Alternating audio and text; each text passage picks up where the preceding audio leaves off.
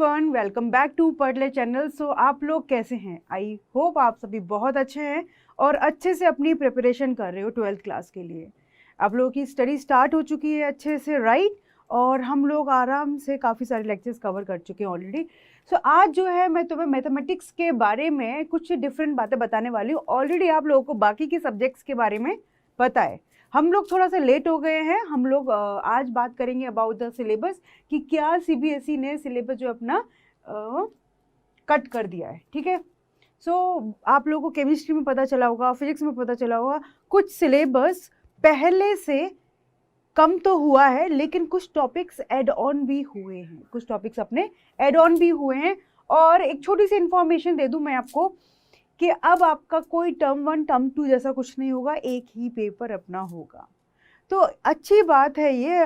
पहले अलग अलग से दिमाग लगाना पड़ता था, इसमें टर्म 1 होगा फिर टर्म 2 होगा, आपका एक साथ ही पेपर होगा। कोई टर्म 1 टर्म 2 का बेस खत्म हो चुका है सारा के सारा, ठीक है। So my name is Pallavi Mangal. I think आप सभी को पता है हम लोग यहाँ मैथमेटिक्स की बातें करते हैं।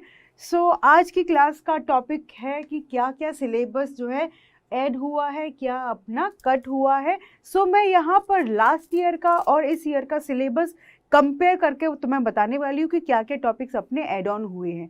2021-22 वाला सिलेबस भी है अपने पास और 2022 से 23 वाला भी सिलेबस है। तो वहाँ से कंपेयर करके हम लोग आइडिया करेंगे कि कौन सा टॉपिक ऐड ऑन हुआ है, कौन सा टॉपिक अपना डिलीट हुआ है।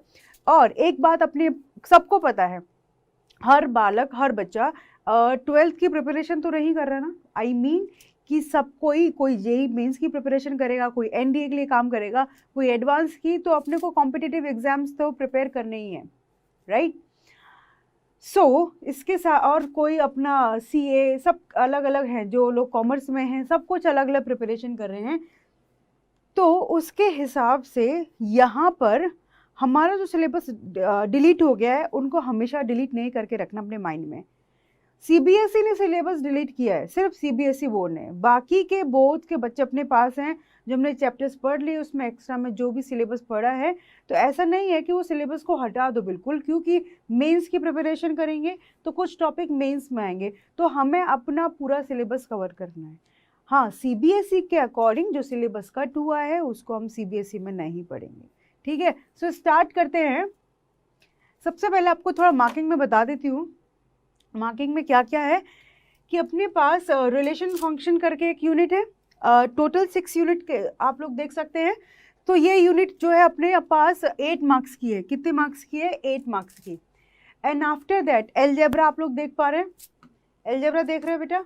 सो एलजेब्रा जो है अपने पास 10 मार्क्स का है। उसके बाद कैलकुलस, कैलकुलस है 3rd यूनिट और 35 मार्क्स का। तो आप आराम से देखो, सबसे बड़ी यूनिट जो है 35 मार्क्स की एक ही है, that is unit 3rd। So calculus बहुत इंपॉर्टेंट है। तो कैलकुलस के लिए आप लोग लिमिट्स जो हम लोगों ने 11th क्लास में पढ़ा होता है एंड डेरिवेटिव्स कवर करके आएंगे जब हम इसकी बात करेंगे कैलकुलस की। ऑलरेडी मैं आपको बता दूंगी जब हम बात करने वाले होंगे कैलकुलस के बारे में, तो आप लोग 11th क्लास का लिमिट्स एंड डेरिवेटिव्स पढ़ के आएंगे, तभी हम कैलकुलस में अच्छा परफॉर्म कर पाएंगे, ठीक है। उसके बाद अपना है unit 4, that is vector and 3D geometry. इसमें अपने पास है 14 मार्क्स का। उसके बाद है linear programming, that is for 5 marks and probability unit 6, that is for 8 marks. और ये हमारा टोटल बनता है 80 मार्क्स का और पेपर होगा पूरा 100 मार्क्स का। तो 20 मार्क्स आप सभी को पता है इंटरनल असेसमेंट से अपने को मार्क्स मिलते हैं। भाई देखो, फिजिक्स केमिस्ट्री में तो प्रैक्टिकल हो जाते हैं तो वहाँ से मार्क्स मिल जाते हैं, बट मैथमेटिक्स में कोई प्रैक्टिकल नहीं होता, तो अपने को इंटरनल असेसमेंट्स के थ्रू अपने को ये मार्क्स मिलते हैं 20। क्लियर? इतनी बात समझ आई? तो अपने को आराम से ध्यान देना है कि कैलकुलस से 35 मार्क्स का आएगा। उसके बाद अपना इधर वेक्टर 3D, उसके बाद देखा जाए तो फिर अपना ये है एलजेब्रा 10 मार्क्स का, then relation function and probability and after that linear programming. So जो हैवी वेटेज वाले चैप्टर्स हैं उनको तो बहुत अच्छे से पढ़ना है, और ऐसा नहीं जो मैम लो वेटेज वाले उनको पढ़ना है भाई, उनको आराम से पढ़ना है। इसका मतलब ये यूनिट छोटी है, ऐसा नहीं है कि यूनिट बड़ी है मार्क्स कम का दे रखा है। ये जो 35 की यूनिट दे रखी है ये सबसे बड़ी यूनिट होती है। इसके अंदर बहुत सारे differential calculus, integral calculus. Differential calculus के अंदर 2 चैप्टर है, continuity differentiability and application of derivative. और इंटीग्रल कैलकुलस के अंदर अपना indefinite integration, definite integration, area and differential equation. तो ये सबसे बड़ी यूनिट है। इसके अंदर अराउंड 6 चैप्टर, 1 2 3 4 5 to 6 चैप्टर का हम मान सकते हैं कि इसके अंदर आते हैं। मतलब आपके इंटीग्रल का एक ही चैप्टर दे रखा है तो 3 तो 5, यहाँ पर 5 चैप्टर्स अपने आएंगे। तो इस तरीके से यूनिट वाइज डिवाइड कर रखा है। तो अपने को याद रखना है 80 मार्क्स का डिवीजन किस तरीके से, और 20 मार्क्स अपने को इंटरनल असेसमेंट से मिलने वाले हैं। ठीक है, ओके। अब आ जाओ, देखो ये ऊपर जो लिखा हुआ है ये है 2021 से 22 वाला, और ये है 22 से 23 वाला। ठीक है, सबसे पहला यूनिट अपना है रिलेशन फंक्शन। ठीक, रिलेशन फंक्शन की बात करेंगे तो यहाँ पर टाइप्स ऑफ रिलेशंस में reflexive, symmetric, transitive and equivalence relations, 1 to 1 and onto functions है। ठीक, और यहाँ पर देखो अपने पास टाइप्स ऑफ रिलेशन में reflexive, symmetric, transitive and equivalence relation, 1 to 1 and onto functions है। बस क्लियर, समझ में आ गया कि अपने पास इसमें नो चेंज है, जो था as it is last year का सेम है। देख रहे हो, पूरा का पूरा एज इट इज आ चुका है रिलेशन फंक्शन का। मुझे लगता है आपको रिलेशन फंक्शन अच्छे से आता होगा, आप लोग कमेंट करके बता सकते हैं मुझे। चलिए, उसके बाद अपने पास है सेकंड चैप्टर, जो अपना रिलेशन फंक्शन के चैप्टर के अंदर ही आता है, इनवर्स ट्रिग्नोमेट्रिक फंक्शन। यहाँ पर इधर दे रखा है definition, range, domain, principal value branch, है ना। यहाँ पर आओ, definition, range, domain, principal value branch and graph of inverse trigonometric functions. ये यहाँ पर ऐड हुआ है। मैंने क्या बताया था कि कुछ टॉपिक्स ऐड हुए हैं। एक्चुअली हुआ क्या था, लास्ट ईयर का जो सिलेबस था उसमें 30% रिड्यूस हुआ था, और इस बार के सिलेबस में 15% रिड्यूस हुआ है। सिलेबस कम हुआ है, जो आपकी बुक्स है एनसीईआरटी की सीबीएसई वाली, उनमें से सिलेबस कम हुआ है, लेकिन लास्ट ईयर से कंपेयर करेंगे तो कुछ ऐड हुआ है। तो यहाँ पर बहुत easily I think you can see कि ये जो है topic graph of inverse trigonometric function, ये अपना टॉपिक ऐड हुआ है, और इधर प्रिंसिपल वैल्यू ब्रांच तक था, इसके बाद ये अपना टॉपिक इसमें ऐड कर दिया। तो आपको ग्राफ भी आनी चाहिए इनवर्स ट्रिग्नोमेट्रिक फंक्शंस की। क्लियर है, समझ में आ गया कि हम किसकी बात कर रहे हैं। आगे बढ़े, बताओ जी।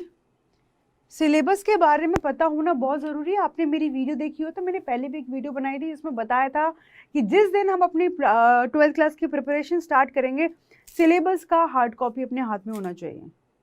तब बहुत सारे बच्चों के कमेंट आ रहे थे कि मैम अभी तक तो सिलेबस डिक्लेयर ही नहीं हुआ है, तो मैंने सजेस्ट किया था कि पुराना सिलेबस है उसी को निकाल करके बैठ जाइए अभी। लेकिन अब आपके पास नया सिलेबस आ चुका है।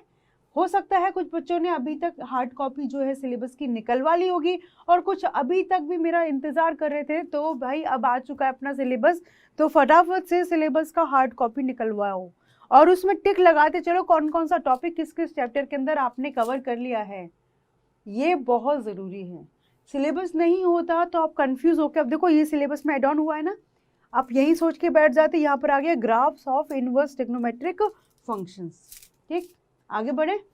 ओके, नेक्स्ट अपना है यूनिट 2। यूनिट 2 कौन सी है? एलजेब्रा। एलजेब्रा के अंदर हम सबसे पहले बात करेंगे मैट्रिसेस के बारे में।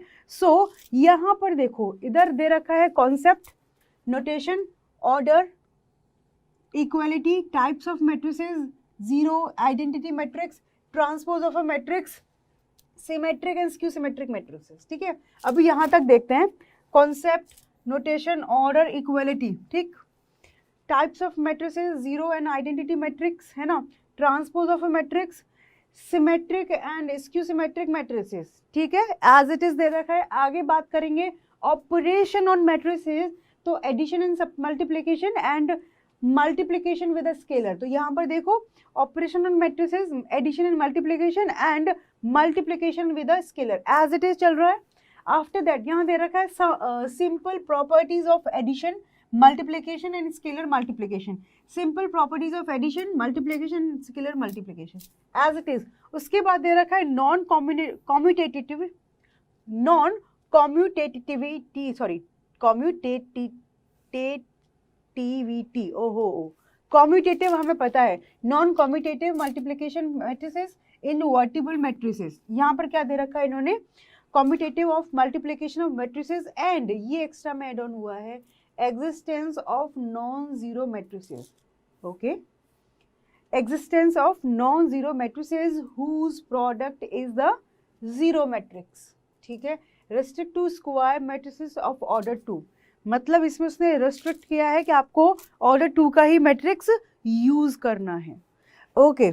उसके बाद हम यहाँ पर देखिए here all matrices will have real entries, okay fine, invertible matrices ये अलग से यहाँ पे दे दिया, and proof of uniqueness of inverse, okay ये यहाँ पर इन्होंने ऐड किया है, and if it is exist here all matrices will have real entries, okay. देखो यहाँ पे समझ में आ गया अपने को, इज इट क्लियर कि यहाँ से इन्होंने क्या टॉपिक एड ऑन किए हैं, वो मैं आपको एक बार फिर से बताती हूँ, existence of non zero matrices whose product is the zero matrix, यहाँ से, और फिर ये तो अपने पास है एज इट इज, और ये अपने को फिर से प्रूफ वाली बात भी एड ऑन की है, proof of the uniqueness of inverse if it exists, clear है, इतनी बात समझ में आ गई।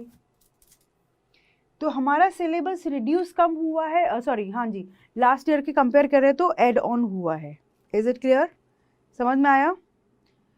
आगे हम बात करेंगे इसमें डिटर्मिनेंट्स के बारे में, डिटर्मिनेंट्स के बारे में देखते हैं। तो यहाँ पर क्या हो रहा है, determinants of a square matrix up to 3x3 matrices, minors, cofactors and application of determinants in finding the area of triangle, okay fine।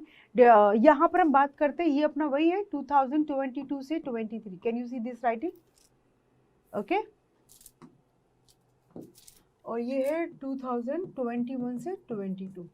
सो यहाँ पर है कि determinant of square matrix up to 3x3, minors, cofactors and application of determinants in finding the area of triangle, adjoint and inverse of a square matrix, consistency, okay। तो देखो यहाँ तक as it is है, यहाँ तक as it is है। उसके बाद consistency, inconsistency and number of solution of system of linear equation by examples, okay. आगे दे रखा है solving system of linear equation in 2 और 3 वेरिएबल्स, तो ये एग्जैक्टली सेम दे रखा है, solving system of linear equation 2 or 3 variables having unique solution using inverse of a matrix। so यहाँ पर जो अलग से दे रखा है अपने को, जो अलग से दे रखा है सिस्टम, वो है ये वाला inconsistency, number of solution of system of linear equation by examples and consistency। तो यहाँ पर भी अपने पास कुछ पार्ट जो है एड ऑन हुआ है, यहाँ पर भी अपने पास कुछ पार्ट जो है एड ऑन हुआ है, समझ में आ गया कि क्या पार्ट अपना एड ऑन हो रहा है। तो जो पार्ट एड ऑन हुए हैं उनको हमें आराम से याद रखना है। लास्ट ईयर का जिन बच्चों ने निकलवा के रखा हुआ है टाइम टेबल, बेसिकली सिलेबस का पर्चा, तो अब उसको डिस्कार्ड कर दीजिए, या फिर डिस्कार्ड नहीं करना तो कंपेयर करके समझना है कि हमारे पास क्या क्या नए नए टॉपिक्स एड ऑन हो गए हैं। भाई जो नया वाला सिलेबस आया है उसको निकलवा लो, कितना हार्डली तुम्हें 10 रुपये लगेंगे। और ऐसा मत करना कि सिर्फ कि नहीं मैम हार्ड कॉपी का क्या करेंगे, ऑनलाइन देख लेंगे, कुछ बच्चे लिखने बैठ जाएंगे। Don't waste your time, don't waste, आराम से इसको आप पेपर पर निकलवाओ और टिक लगा करके पढ़ना है कि हम जब डिटर्मिनेंट पढ़ेंगे कि ये टॉपिक हम कर चुके हैं, ये आगे करना है। और गलती से आपके टीचर, सपोज मैं ही कोई टॉपिक पढ़ाना भूल जाती हूँ, वैसा होगा नहीं ऐसे, बट इन केस कोई एक छोटा सा टॉपिक आपका रह जाता है तो आप डेफिनेटली मुझे कमेंट करके बताएंगे। तो ये आप सारे टीचर्स के साथ कर सकते हैं ऐसा कि जिससे आप अवेयर रहोगे। अवेयरनेस इज़ वेरी इंपॉर्टेंट, आप अवेयर रहोगे टीचर भी अवेयर रहेगा, टीचर अवेयर रहेंगे आपको भी अवेयर करते रहेंगे। तो ये बहुत ज़रूरी है कि आपको याद रखना है कि कौन सा टॉपिक आपका चल रहा है, कौन सा चैप्टर आपका चल रहा है और कौन से टॉपिक्स आपके रिमेनिंग है, क्या टीचर ने आपको सारे टॉपिक कवर करवाए हैं कि नहीं। Are you getting my point, clear है। So that's why I am saying कि ये अपने को अपने पास हार्ड कॉपी में रखना है और हर बार जब आप कोई चैप्टर पढ़ना स्टार्ट करेंगे टिक लगाते जाएंगे कि yes this has completed, done है। नेक्स्ट अपने पास यूनिट आती है कैलकुलस, और कैलकुलस यूनिट है बड़ी भारी सी, वो मैं आपको पहले ही बता चुकी, बहुत भारी यूनिट है कैलकुलस। कैलकुलस में मैं आपको बताऊं क्या कि ये तो है 2021 से 22 और ये है 2022 से 23 का सिलेबस, ठीक है।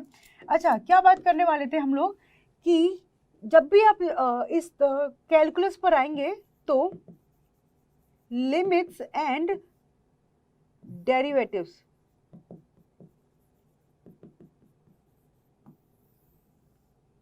लिमिट्स एंड डेरिवेटिव्स कवर करके आएंगे अपना।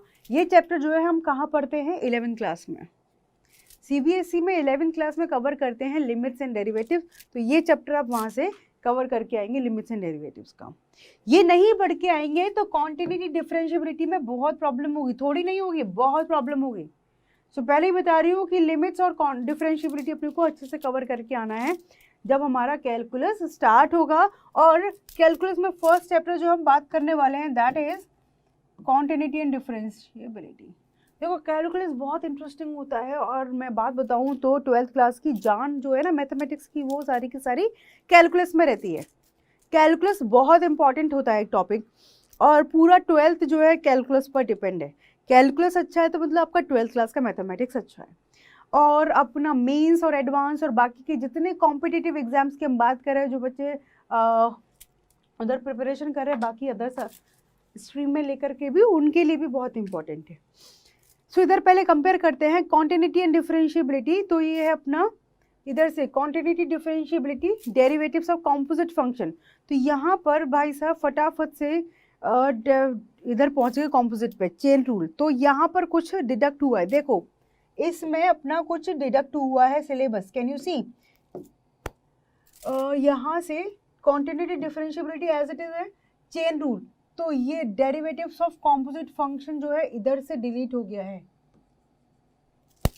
डेरिवेटिव ऑफ कॉम्पोजिट फंक्शन जो है अपना डिलीट हुआ है, वेरी गुड। सो इसको कवर नहीं करना for your CBSE board exam. आगे दे रखा है chain rule, derivative of inverse trigonometric functions, ठीक है। उन्होंने यहाँ पे सारे साइन इनवर्स टेन इनके लिख दिया है। Derivative of implicit functions, concept of exponential and logarithmic function as it is है, बस ये टॉपिक अपना डिलीट हुआ है। आगे है derivatives of logarithmic and exponential functions, क्या दे रखा है, derivative of logarithmic and exponential function as it is, logarithmic differentiation, got it, derivative of functions expressed in parametric form, second order derivative, मतलब exactly same है। continuity differentiability का syllabus exactly same है except this one, derivative of composite function। तो इधर अपने को कोई जोर नहीं डालना, ये डिलीट हो चुका है। तो यहाँ से एक टॉपिक डिलीट है, दैट यू शुड रिमेंबर। कौन सा डिलीटेड, कॉम्पोजिट फंक्शन का differentiation, derivative of composite function. Done, समझ आया कि किस तरीके से हमें बात करनी है। और जब हम लोग यहाँ पर पढ़ाएंगे आप लोगों को सारी की सारी बातें, तो हमारा मोटिव रहेगा कि जब आप लोग स्कूल में अपना सिलेबस कवर करें उससे पहले आप लोगों को सारी की सारी यहाँ पर बातें बता दी जाए। मतलब हम लोग क्वांटिटेटिव डिफरेंशिएबिलिटी बात जब कर रहे होंगे तो डेफिनेटली स्कूल में आपका नहीं हुआ होगा। इससे बेनिफिट क्या होता है कि जब आप स्कूल में आपका स्टार्ट होता है तो एक तो आपको एक पॉजिटिव फीलिंग होती है उस चैप्टर को लेकर, कह रहे हमें तो आता है, हमने तो पढ़ा हुआ है, और एक रिवीजन स्टार्ट हो जाता है आपका। और गलती से कोई टॉपिक अपना वीक होता है या आप मिस कर देते हैं तो वहाँ पर रिवाइज करने का मौका मिल जाता है। और मैथमेटिक्स में तो मैं आपको पहले ही बता चुकी हूँ कि जितना रिवाइज करेंगे उतने मार्क्स अपने आप इम्प्रूव होते जाएंगे। लिटरली आप 5 to 6 टाइम रिवाइज करते हैं अपना मैथमेटिक्स का सिलेबस, यकीन मानो आप 100% स्कोर करोगे। तो अब ऐसा नहीं है कि आज ही 6 बार रिवाइज करने बैठ जाओगे, नहीं, इंटरवल में रिवाइज करना है, जिसका स्ट्रेटेजी प्लान मैं आपको बता चुकी हूँ एक वीडियो बना करके। सो बस मैं आपको एक आइडिया दे रही हूँ कि हम लोग आपको पहले कवर कराएंगे। यही मोटिव रहेगा कि आप स्कूल में जब अपना कवर करेंगे सिलेबस, उससे पहले यहाँ पर सिलेबस कंप्लीट हो जाए। सो आप लोगों को जब स्कूल में अपना टॉपिक स्टार्ट हो तो आपको एक डिफरेंट फीलिंग हो बाकी के बच्चों से, अरे हमें तो आता है, आपने ही तो नहीं पढ़ा। सो यहाँ पर जो जो टॉपिक्स नहीं है उनका हमें ध्यान रखना, उन पर अपनी एनर्जी वेस्ट नहीं करनी फॉर सीबीएसई बोर्ड, ठीक। नेक्स्ट है अपने पास application of derivatives. Application of derivative में ये भी अपना एक उसी का पार्ट है, किसका, कैलकुलस का पार्ट है। सो यहाँ पर एप्लीकेशन ऑफ अच्छा वैसे मैं थोड़ी सी आइडिया दूँ इसके बारे में। एप्लीकेशन ऑफ डेरिवेटिव चैप्टर ना is very very important for mains advance इन सब के लिए। सो यहाँ पर मैं क्या बताने वाली थी कि यहाँ पर 3 इसमें इंटरनल टॉपिक्स होते हैं। एक तो होता है अपना टेंजेंट एंड नॉर्मल वाला, टेंजेंट एंड नॉर्मल वाला। नेक्स्ट टॉपिक होता है इसके अंदर क्या, अपना मोनोटोनिसिटी, और नेक्स्ट होता है इसके अंदर मैक्सिमा मिनिमा। ये 3 चैप्टर्स का बेसिकली 3 मेजर टॉपिक्स है, इन्हीं का ये समन करके और एक नाम दे दिया एप्लीकेशन ऑफ डेरिवेटिव्स। देखो अब कंपेयर करते चलते हैं। एप्लीकेशन ऑफ डेरिवेटिव्स में उधर है इंक्रीजिंग डिक्रीजिंग फंक्शन, और उससे पहले अपने पास यहाँ पर ये टॉपिक एड ऑन हुआ है rate of change of bodies, और बहुत इंपॉर्टेंट है इधर, इससे हमें क्वेश्चन मिलेगा ही मिलेगा अपने बोर्ड्स में, ठीक है, तो इसको याद रखना है। तो आगे स्टार्ट हुए increasing decreasing function as it is maxima minima. अच्छा मैक्सिमा मिनिमा, तो इन्होंने इस बार टेंजेंट एंड नॉर्मल को डिलीट कर दिया है। Can you see, wow. Rate of change of bodies को ऐड किया, increasing decreasing function as it is है, ये टॉपिक अपना डिलीट हो गया है। टेंजेंट एंड नॉर्मल ये एक तरीके से कि मेजर टॉपिक ही इन्होंने डिलीट कर दिया। आगे है उधर maxima minima, first derivative test motivated geometrically and second derivative test given as a provable tool. Okay, simple problems that illustrate basic principle and understanding of the subject as well as the real life situation. So इस बार tangent and normal बिल्कुल साफ कर दिया है, जबकि ये हमारे आगे कॉम्पिटिटिव एग्जाम्स में काम आएगा, तो हम लोग बाद में इसको अच्छे से पढ़ेंगे। और साथ ही साथ इन्होंने एक टॉपिक जो ऐड किया that is rate of change of bodies, इसको हमें अच्छे से कवर करना होगा क्योंकि ये हम पढ़ते नहीं इन जनरल, तो इस पर क्वेश्चन हमें अच्छे से प्रैक्टिस करने होंगे, और एक क्वेश्चन डेफिनेटली अपने को मिलेगा वहां से। ओके, अब आता है अपना इंटीग्रल्स। देखो इंटीग्रल क्या होता है, ये होता है कि अभी तक जो हमने बात किया था continuity differentiability application of derivatives, वो हमारे डिफरेंशियल कैलकुलस के अंदर आते हैं। अभी ये चल रहा है दैट इज इंटीग्रल कैलकुलस, और ये हमारे सीबीएसई ने बड़ा बढ़िया तरीके से डिजाइन किया है। मतलब जिस तरीके से एनसीईआरटी बुक में दे रखा है ना, वो पूरा आप लोग अच्छे से कर लेते हैं तो समझ लो कि आपने कॉम्पिटिटिव एग्जाम्स के लिए भी प्रिपेयर कर लिया है। काफ़ी अच्छे एग्जाम्पल्स दे रखे हैं, क्वेश्चंस बहुत बढ़िया बढ़िया दे रखे हैं। चलो यहाँ पर हम बात करते हैं। सो यहाँ पर दे रखा है integration as inverse process of differentiation as it is है, integration of a variety of functions by substitution, by partial fraction and by parts. Wow, देखो यही इसका मुझे खासियत यही लगती है कि इसमें ना कुछ भी एक्स्ट्रा नहीं है। ये वाला जो है पार्ट ये एज इट इज दे रखा है, देखो। उसके बाद integration as a variety of functions by substitution, by partial fraction, by parts. मतलब 3 ही मेजर टॉपिक होते हैं इसके अंदर, substitution, partial fraction, by parts, सारे दे दिए। अब इनके पास कुछ प्रॉब्लम कह रहा है फॉलोइंग टाइप्स, इस टाइप की कुछ प्रॉब्लम होती है, इनको करने का एक फिक्स पैटर्न होता है और कुछ फॉर्मूलाज होते हैं। देखो एज इट इज चल रहा है x square plus minus a square, root में दे रखा है, then a square minus x square, then quadratic, square root में क्वाड्रेटिक, ये ऐसे लिखा हुआ है a x square plus b x plus c का स्क्वायर रूट और ऊपर डी एक्स और इसका इंटीग्रेशन, ये कुछ ऐसे दे रखा है, ठीक है। P x plus q divide by x square plus b x plus c, p x plus q square root over में ये, और ठीक है। Fundamental theorem of calculus without proof, basic properties of definite integral and evaluation of definite integral. अब यहाँ पर देखो इन्होंने इंटीग्रल को ना एक साथ ही रख दिया है। यहाँ तक हमारा क्या है, इनडेफिनेट इंटीग्रेशन, और ये जो पार्ट दे रखा है दैट इज डेफिनेट इंटीग्रेशन। सो यहाँ पर लिमिट एज अ सम इन्होंने पहले भी हटाया था और अब भी हटा दिया है।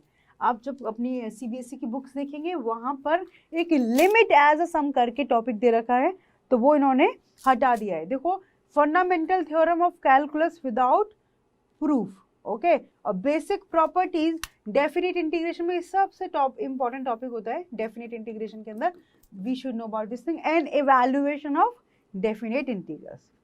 तो ये वाला टॉपिक भी अपना अच्छा होता है, ठीक है। नेक्स्ट आ जाता है application of integrals. Application of integrals क्या है? This is nothing only, this is area. Area को ही बोला जाता है एप्लीकेशन ऑफ इंटीग्रल्स। तो एरिया सुन के तो बड़े मजे आ जाते हैं, और वहीं उनको बोला जाए एप्लीकेशन ऑफ इंटीग्रल, घबराने लग जाते हैं, मैम होता क्या है? अभी समझ में आ गया कि एप्लीकेशन ऑफ इंटीग्रल्स क्या है। तो यहाँ पर दे रखा है application of applications in finding the area under simple curves, especially lines, parabolas, okay, circles, ellipse, okay, simple वही दे रखा है, simple curves, especially lines, circles, parabola, ellipse. यहाँ पर भी दे रखा है especially lines, parabola, a circle और ellipse in standard forms only. और यहाँ पर ये दे रखा है the reason should be clearly identifiable. यहाँ पर वो ब्रैकेट में नहीं दिया, तो इससे कोई इतना मेजर डिफरेंस नहीं आएगा। तो बस मान के चलना है कि एज इट इज है अपने पास, एरिया के टॉपिक में कुछ भी चेंजेस नहीं हुए हैं, दिस इज रिमेन सेम, ठीक, डन। ये बहुत इंपॉर्टेंट चीज़ें होती हैं जो हमें कहते हैं ना कि ब्लूप्रिंट हम पहले बनाते हैं बैठ करके, तो ये वो है कि हमें इसके बारे में आइडिया होगा तो इजीली हमारे स्टेप्स आगे बढ़ते जाएंगे। अब आ जाता है डिफरेंशियल इक्वेशन। डिफरेंशियल इक्वेशन की बात करेंगे। So this is the last topic of calculus. Calculus में भी ये किससे रिलेटेड है? इंटीग्रल कैलकुलस, क्योंकि यहाँ पर इंटीग्रेशन का ही यूज़ होता है और ये बहुत सिंपल टॉपिक होते हैं इसके अंदर, मतलब इसके अंदर फिक्स पैटर्न है, आपको पता है तो डेफिनेटली आप करके आओगे। तो इस चैप्टर के बारे में तो आपको ऐसी फीलिंग होनी चाहिए, अरे डिफरेंशियल इक्वेशन से क्वेश्चन है, आप पेपर में जैसे क्वेश्चन देखे और एक अलग सी मुस्कान आनी चाहिए चेहरे पर कि बहुत ईजी होता है ये। ओके, देखते हैं definition, order, degree, general and particular solution of a differential equation, solution of differential equation by method of separation of variables and solution of homogeneous differential equation और फर्स्ट और फर्स्ट डिग्री सॉल्यूशन, ठीक है, linear differential equation. और ये दो type की अपनी linear differential equation होती है। यहाँ पर एक ही टाइप की दे रखी है, उससे फर्क नहीं पड़ता, यहाँ पर दे भले एक टाइप की दे रखी है, फिर वो क्वेश्चन पूछ लिया जाता है। So dy by dx plus py equal to q, dx upon dy plus py equal to, sorry, px equal to q। तो जैसे मैंने अभी एक टॉपिक का नाम लिया, that was differential, sorry, integral, और एक ही हो गया अपना डिफरेंशियल इक्वेशन, और बीच में एक और आ गया था अपना एरिया। ये तीन टॉपिक ऐसे हैं कि आप एनसीईआरटी से अच्छे से कवर कर लेते हैं तो आप जो कॉम्पिटिटिव एग्जाम्स के लिए प्रिपेयर करेंगे ना, वहाँ पर आपको बहुत कम एफर्ट्स डालने पड़े। आई एम नॉट सेइंग कि आपको एफर्ट्स नहीं डालने पड़ेंगे, लेकिन कम एफर्ट्स में अपना काम चल जाएगा, क्योंकि बहुत हद तक बहुत सुंदर तरीके से इनको डिज़ाइन करके दिया गया। तो हम जब भी इनको स्टडी करेंगे तो बहुत घुस के आराम से पढ़ेंगे कि किस तरीके से कौन सा क्वेश्चन किस तरीके से डिज़ाइन किया गया और किस तरीके से इनको कैलकुलेट करना है। क्योंकि हम एक बार काम करने का था ना, एक तीर दो निशाने, हम बात करेंगे सीबीएसई की और अलॉन्ग विद हम अपने कॉम्पिटिटिव एग्जाम्स के लिए भी प्रिपेयर करते जाएंगे। ओके, नेक्स्ट है यूनिट 4। यूनिट 4 में क्या कह रहा है वो अपने से, यहाँ पर है वेक्टर्स एंड 3D ज्योमेट्री। तो इसके अंदर जब हम बात करेंगे, जब यूनिट 4 पे बात करने आएंगे तो हम पहले से क्या पढ़ के आएंगे, इंट्रोडक्शन टू 3D ज्योमेट्री, है ना। एक रिवीजन करना बहुत ज़रूरी है। ये हमने पढ़ा था कब? 11th क्लास में। इंट्रोडक्शन टू 3D ज्योमेट्री जो है 11th क्लास में हमने पढ़ा है। सो इसको पढ़ के आएंगे तब जाकर के हम यहाँ पर नया टॉपिक स्टार्ट करेंगे अपना। तो यहाँ पर पहले क्या है अपना वेक्टर। तो वेक्टर में देखते हैं vector scalars, magnitude and direction of a vector, direction cosines and direction ratios of a vector, types of vector, equal, unit, zero, parallel, collinear vectors. मतलब एज इट इज सेम है till here, ठीक। Position vector of a point, negative of a vector, components of a vector, addition of vectors, multiplication of vector by scalar, position vector of a point, dividing a line segment in given ratio, definition, geometrical interpretation, properties and application of scalar, product of vectors, मतलब as it is same है, no change, बिल्कुल भी change नहीं है, इधर as it is दिया हुआ है, इसमें कोई चेंज नहीं कर रखा है इन्होंने। उसके बाद हम बात करेंगे 3D ज्योमेट्री के बारे में, तो वो इंट्रोडक्शन टू 3D ज्योमेट्री पहले ही पढ़ना है। इसका मतलब ये नहीं कि मैम वेक्टर के लिए थोड़ी पढ़ के आएंगे, इसके लिए पढ़ लेंगे, नहीं, हम वेक्टर के लिए भी पढ़ के आएंगे अपना introduction to 3D geometry. 3D geometry में जहाँ तक हमने 11th में पढ़ा वहाँ से आगे की बातें करेंगे।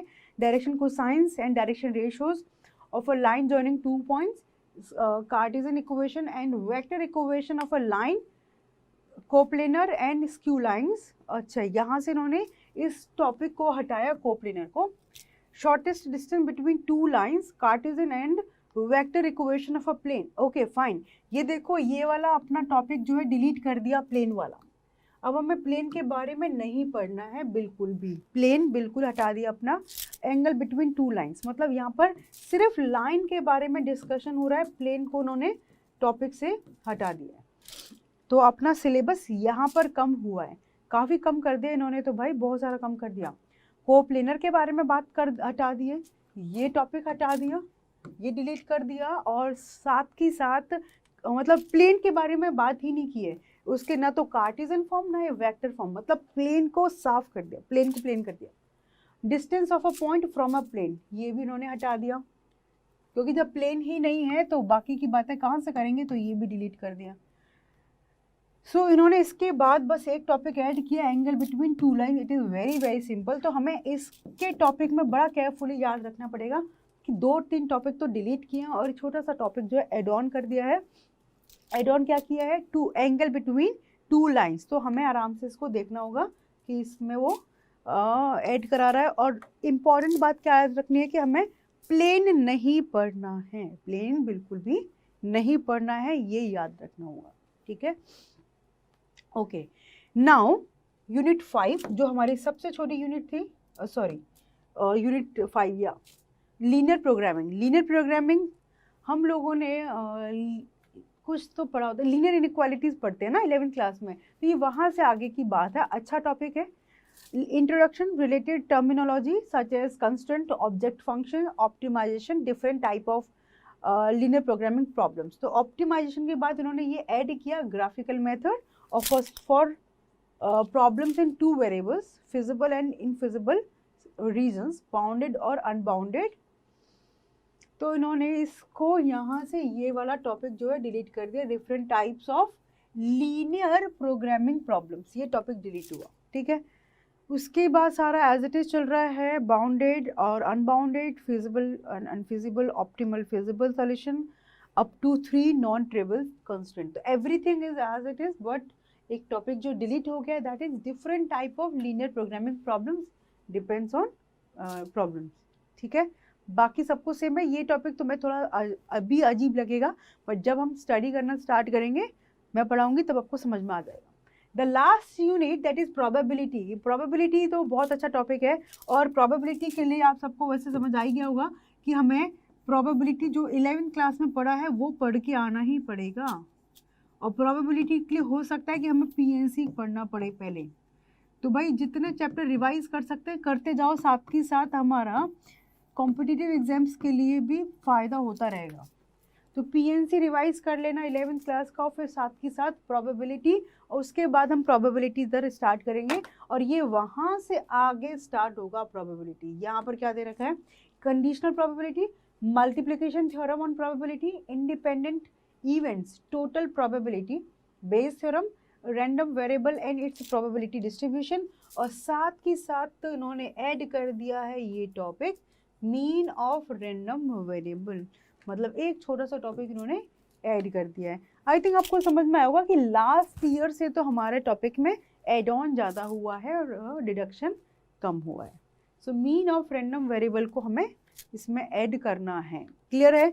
तो प्रोबेबिलिटी हमें पढ़ने के लिए पहले की प्रोबेबिलिटी आनी बहुत ज़रूरी है, वहीं से आगे हम लोग इसको स्टार्ट करेंगे। और हर टॉपिक में कुछ बेसिकली हर चैप्टर में कुछ अपने चेंजेस हुए हैं, जैसे रिलेशन फंक्शन में कुछ चेंज नहीं हुआ, एंड एज वेल एज अपना इंटीग्रल्स में भी कुछ भी चेंज नहीं हुआ। तो जहाँ चेंज नहीं हुआ वहाँ बेटर है, लेकिन जहाँ भी चेंजेस हुए वो हमें याद रखने होंगे। तो ऐसे ही रटने नहीं है, जब अपन का कोई टॉपिक स्टार्ट होगा, कोई चैप्टर स्टार्ट होगा, उस टाइम एक बार आप उधर पेपर में देखोगे कि क्या क्या चेंजेस हुए हैं इसमें ऑलरेडी, हमें वो याद रखने होंगे। हम कुछ एक्स्ट्रा में नहीं पढ़ेंगे सीबीएसई के पर्पज से, और कुछ भी जो टॉपिक नए ऐड हुए हैं उनको भूलेंगे नहीं, क्योंकि कुछ भी भूल गए तो समझो अपने मार्क्स वहीं डिडक्ट होना स्टार्ट हो जाएंगे। सो अपनी पूरी प्रिपरेशन पहले कर लेंगे हम लोग। हमारा फोकस यही रहेगा कि आराम आराम से पढ़ते हुए लेकिन कंसिस्टेंसी मेंटेन करते हुए चलेंगे। और अपने स्कूल में जब सिलेबस ख़त्म हो उससे पहले यहाँ पर सिलेबस अपना ख़त्म हो करके एक तरीके से आपको कॉन्फिडेंस आ जाना चाहिए। ठीक है, आई होप आप लोगों को समझ में आ चुका होगा कि आज की क्लास कितनी इंपॉर्टेंट थी। आप लोग एक बार इसका, जिन बच्चों ने नए सिलेबस का हार्ड कॉपी अभी तक नहीं निकलवाया है, एक अपने पास प्रिंट आउट रख लो। It is very very important for all the subjects. Okay, चलिए भाई, मिलते हैं फिर नेक्स्ट क्लास में आप लोगों से। अभी के लिए बाय बाय।